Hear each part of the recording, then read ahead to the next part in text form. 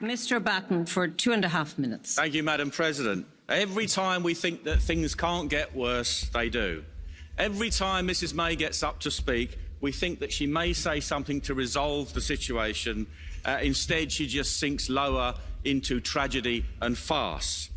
Now she's handing the Brexit hot potato to Jeremy Corbyn, and apparently the European Union will decide whether we take part in the European elections or not.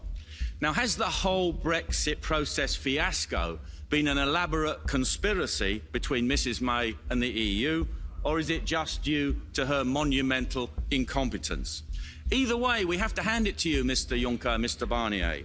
You have done what Philip of Spain, what Napoleon, what Kaiser Wilhelm and Hitler couldn't do. You have brought Britain to its knees without firing a single shot.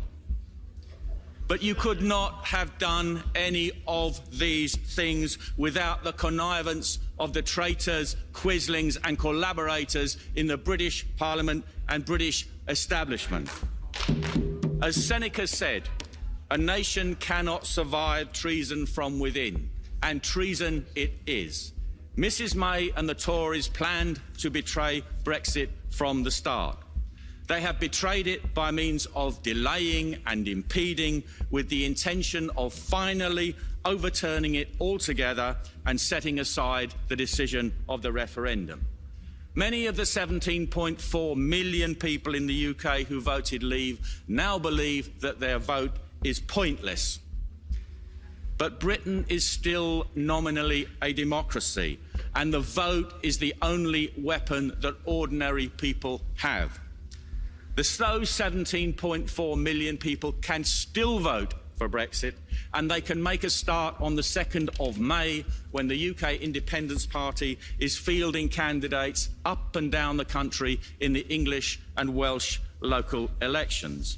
Now, Mr Juncker, if I heard you correctly, you said that there will be no extension to Article 50 beyond the 12th of April. And if there is no agreement on the withdrawal deal, then we leave by default and go on to WTO terms. I think that's one of the few things you've said I actually agree with. Good, let's bring it on. But if Britain is forced to take part in the European elections on the 23rd of May, then UKIP will field a full complement of candidates in England, Scotland, Wales and Northern Ireland. There will be no deals or alliances with opportunist parties and their daily allowance-grabbing candidates. UKIP will stand on the policy of unilateral and unconditional withdrawal, no compromises and no surrender. And UKIP will carry forward that policy into the next general election. UKIP will accept no agreement on any other terms. We stand for a complete and total exit from the European Union. The struggle to set Britain free from the European Union continues. UKIP leads that struggle. Vote UKIP, vote Brexit. Mr Smith, Alan Smith, you were raising... Do you want to make a point? I won't allow questions at all in this session. No blue cards. You have... Rule 11, paragraph 3 of our Rules of Procedure to make a point of order about what was a flatly disgraceful speech from Mr Batten right there. He does not speak for the people of the United Kingdom. He barely speaks for his own party, such as it still exists. And to use that sort of rhetoric in this House of democracy is utterly shameful.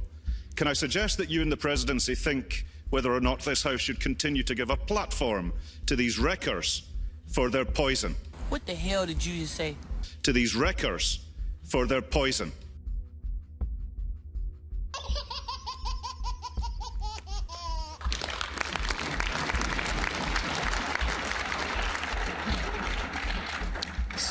Excuse me, Mr Batten, I have the microphone and I will speak, and then I may allow you to speak.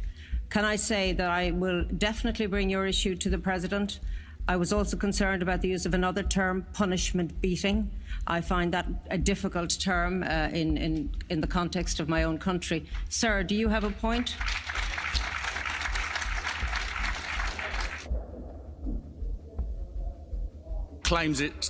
This gentleman represents a party which claims it wants independence, and yet it's happy to be subservient to the European Union. By all means, ban me or watch my vote go up in the United Kingdom.